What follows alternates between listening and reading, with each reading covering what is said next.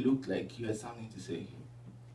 A close friend of mine recently asked me after a dinner event organized to discuss issues of race, gender, class, and privilege at Colgate. What exactly does having a voice mean? Is it speaking the most during all your conversations? Is it using the best arguments and the most powerful rhetorical tools in speech? Or maybe is it strategically utilizing the medium and form you feel most empowered in and best suited to the specific context to express your ideas, thoughts, and opinions?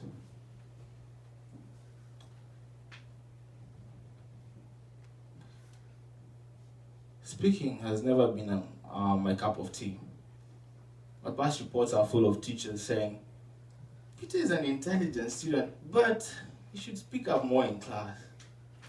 And I've endured comments like, why are you swallowing your words? Or you speak too softly. Sometimes I retort these comments like, I think you need to listen more carefully.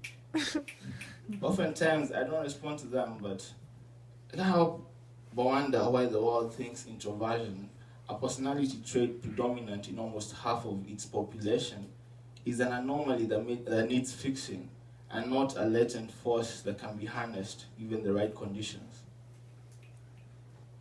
No wonder a major bone that I chew with God in our private conversations, aka prayers, has often been, why did you cast me with such a heavy tongue?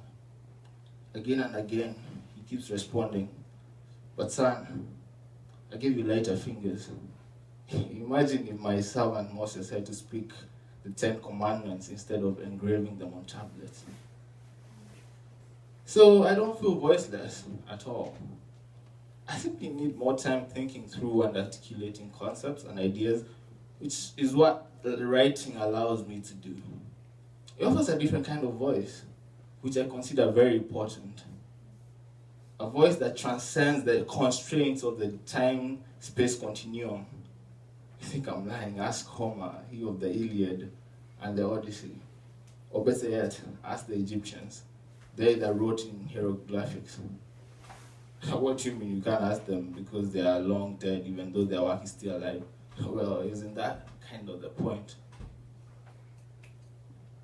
When I write audaciously. I sit in silence, strategically synthesize the voices and stories I've read and heard, add my own voice, personality, experiences, values, and story, then spit out whatever the product is without an iota of fear or favor.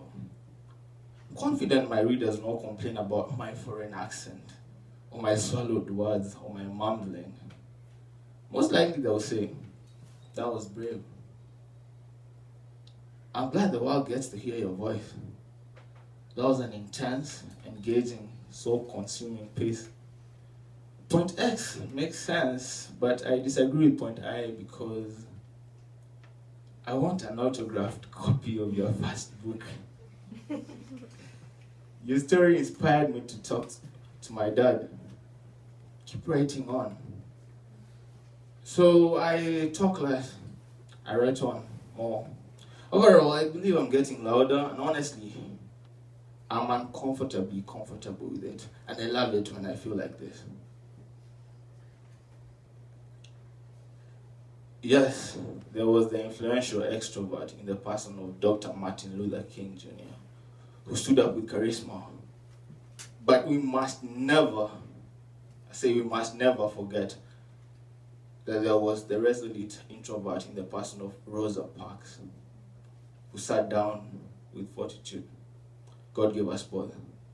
We needed both. Thank you.